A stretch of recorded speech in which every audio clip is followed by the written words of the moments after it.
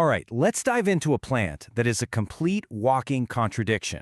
We're talking about kratom, a substance that seems to be caught in this perpetual loop, kind of like a botanical Ouroboros, the ancient snake that's constantly biting its own tail. I mean, think about it for a second. How can the very same plant give you a boost of energy but also put you to sleep? How can it be a lifeline for people trying to escape dangerous opioids but then create a dependency all its own? These aren't simple questions, and to really get it, you have to look at kratom through a totally different lens. And that's where the Ouroboros comes in. You've probably seen this symbol, the snake eating its own tail. It's this perfect, ancient metaphor for how total opposites can exist in one single self-regulating cycle. We're going to use this idea to unpack all the contradictions of kratom, from its deep chemistry all the way up to its global impact. So, let's get into it. Okay, first, we're going to zoom all the way in. We'll look at what's happening inside the human body, at this really intricate chemical dance that starts the moment someone consumes kratom. This is where the serpent first meets its tail.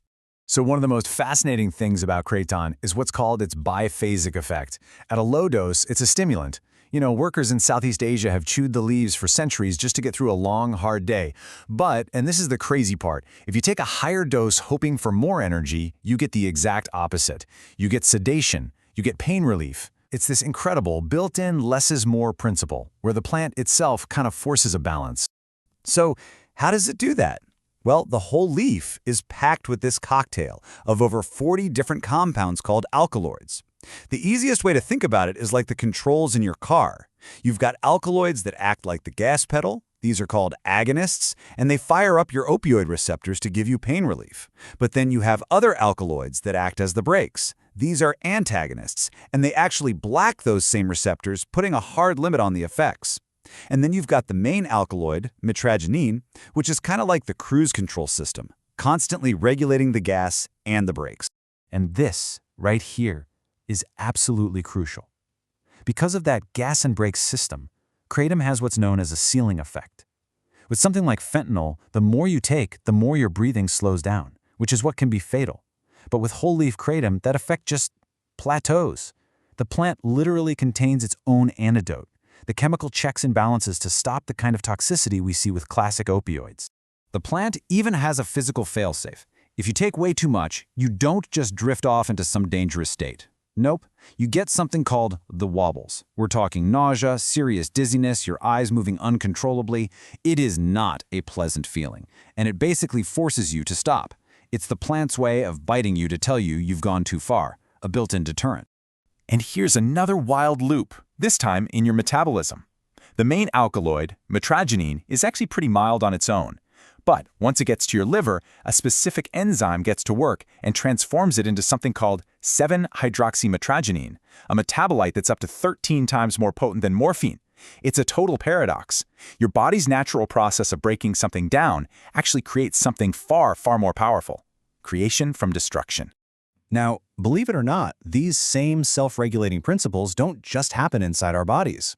If we zoom way out to a global scale, we see that kratom is part of a much bigger system, creating these powerful feedback loops in ecology and even in politics. So check this out. In Indonesia, where most of the world's kratom is grown, there's a huge deforestation crisis, and it's mostly driven by the palm oil industry. But kratom, it's a native tree. It loves the rainforest. So the global demand for kratom gives local farmers a direct economic incentive to keep the rainforest standing instead of bulldozing them for palm oil. In a crazy twist, Western demand for a controversial plant actually helps preserve these vital ecosystems. The plant's legal history is just as circular. Back in 1943, Thailand banned kratom, but it wasn't for some public health reason. No, it was because it was cutting into the government's tax profits from the opium trade. They literally banned the potential cure to protect the poison. So then, for almost 80 years, you have arrests, black markets, the whole deal. And then, in 2021, they legalized it. For pretty much the same reason they banned it: economics. The circle just completed itself. This brings us to what's known as the iron law of prohibition. It's a vicious cycle. Step 1. Regulators threaten to ban the plant. Step 2. In response, the market innovates. Some sellers create these super potent, easy-to-hide extracts. They basically isolate the gas pedal alkaloids and throw out the brakes. Step 3. These extracts, surprise, surprise, are way more dangerous than the whole leaf. And step 4, when those extracts cause problems, that harm is then used to justify the original threat of a ban, and boom, you've got a self-fulfilling prophecy. So now let's bring the focus back from the global stage to the most personal loop of all, the actual human experience of using Kratom, especially when we talk about addiction and recovery. And this is really the heart of the debate, isn't it? On one hand, for countless people, Kratom is an incredible tool for harm reduction. It's a way for them to get off much more dangerous opioids and get their lives back. On the other hand, critics will say this is just transfer addiction, just swapping one dependency for another. The real paradox here is that for some, becoming dependent on this plant is the first step toward becoming independent from the chaos of a deadly addiction. And here we go, we're back to that same internal logic. With most opioids, tolerance builds and you just need more and more to get the same effect. With Kratom, a lot of long-term users find that the opposite is true, that less is more. Taking a break or even just lowering their dose can actually bring back the plant's good effects.